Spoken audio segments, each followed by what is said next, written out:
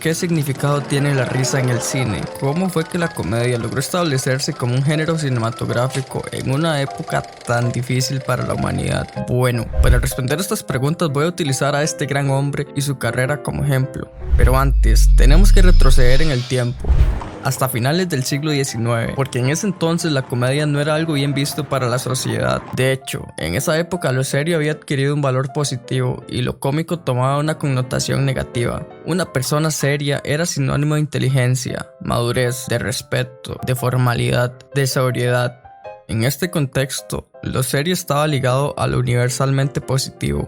En el otro lado de la moneda tenemos la risa, que era todo lo contrario de la seriedad y estaba ligado a todo lo negativo. Como decía el popular refrán, la risa abunda en la boca de los tontos, para hacer énfasis en que la risa era algo ligero, frívolo, lo trivial, lo intrascendente, en fin, era todo lo fácil y lo universalmente negativo.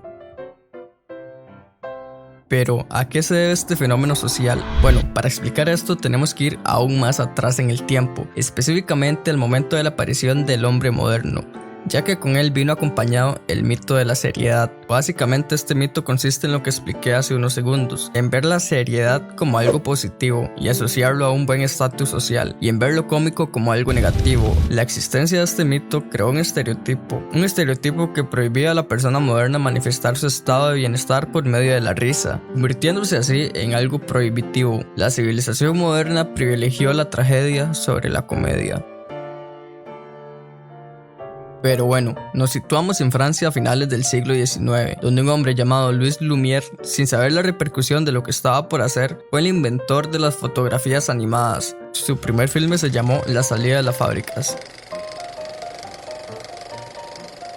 Sin embargo, dos de sus filmes más famosos son La llegada de un tren, que consiste en un pequeño metraje donde una locomotora llega desde el fondo de la pantalla. Los espectadores de la época se emocionaban porque creían que iban a ser aplastados por la locomotora, por lo que indirectamente se cumplió con uno de los objetivos principales del cine, transmitir emociones a los espectadores. El otro filme lo veremos a continuación, se llama El regador regado.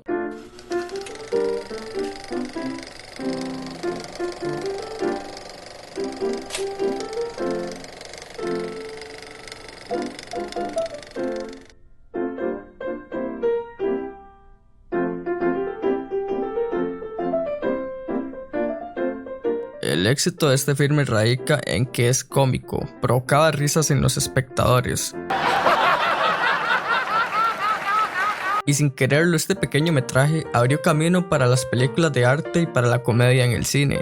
El interés por el cine fue creciendo cada vez más en Francia, donde se buscaba conquistar a un público refinado. Sin embargo, este interés por el cine se vio afectado por un trágico accidente. Una lámpara de éter de un proyector había prendido fuego a una leñera que fue imprudentemente instalada muy cerca del proyector. Esto provocó que 200 personas de la clase alta francesa quedaran carbonizadas en el lugar. Este lamentable suceso hizo que el cine fuera considerado como una distracción peligrosa y fue expulsado de las grandes ciudades, por lo que el cine fue tachado como algo negativo.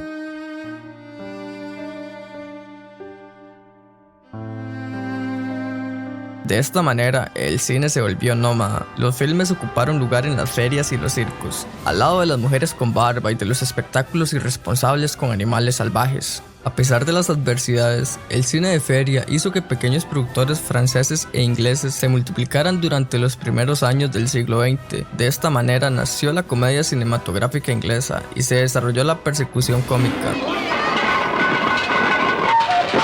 En Francia se abrieron fábricas para el grabado y la impresión de rollos gracias al éxito que estaba teniendo Charles Pathé en la industria cinematográfica. Pathé construyó un estudio donde filmó un sinnúmero de obras cómicas. De este estudio salieron actores como Max Linder, quien aportó una comedia que trascendió a la psicología y a lo cómico de las situaciones. El mismo Charles Chaplin reconocería que todo su trabajo se lo debía a Max Linder.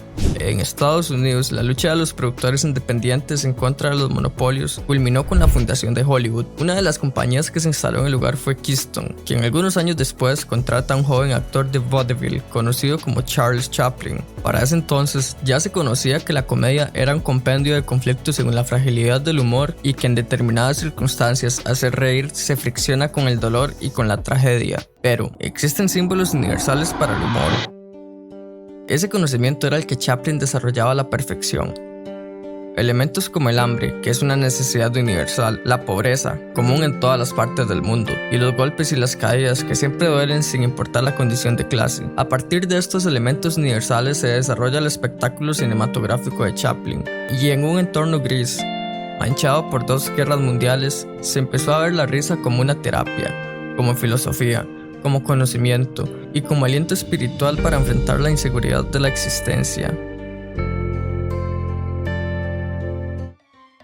Para este punto ya se estaba hablando sobre teorías de la comedia, y una de las teorías más primitivas fue la utilizada por Chaplin y otros visionarios en el campo. Fue la teoría de la superioridad. Consiste en que lo que da risa es creer que otra persona es inferior a uno mismo. Por ejemplo, un amigo que se cae, un músico que falla una nota musical o alguien incompetente. Son elementos que provocan risas. Esta teoría sigue presente en las comedias actuales. Sin embargo, Chaplin utilizó esta teoría de otra manera. Él la utilizó al revés. En sus películas, es el débil quien se burla de los fuertes. Su objetivo de burla se basó en los representantes de la ley o en la autoridad. El mejor y más claro ejemplo de este concepto es El Gran Dictador, donde ridiculizaba a uno de los personajes más abominables de la vida real. Dictador del mundo entero, es vuestro destino. Mataremos a los judíos, eliminaremos a los morenos, os darán culto como a un dios. No, no digas eso. A simple vista, la sátira utilizada en El Gran Dictador parece una inocentada, pero en realidad es un humor crítico que intenta arrancar la máscara social de su víctima y desnudarlo ante la audiencia. Chaplin, al contrario de lo expuesto en el mito de la seriedad, sabía que lo cómico se dirige directamente a la inteligencia. Pero, ¿cómo se lograron vencer los prejuicios sociales con respecto a la risa en una época llena de conflictos mundiales? Parte de la respuesta a esto se debe a las salas de cine, ya que en estos lugares la risa adquiría un lugar de privilegio. No existe un medio más propicio y encubridor para reírse que una oscura sala de cine, ya que esto le permitió a los espectadores reír en el anonimato. Nadie los veía riendo y por eso la risa estaba asegurada. La gente se podía reír con confianza, sin sentirse juzgada. Asistir a una función de cine hacía que la gente se olvidara de sus problemas por medio del humor.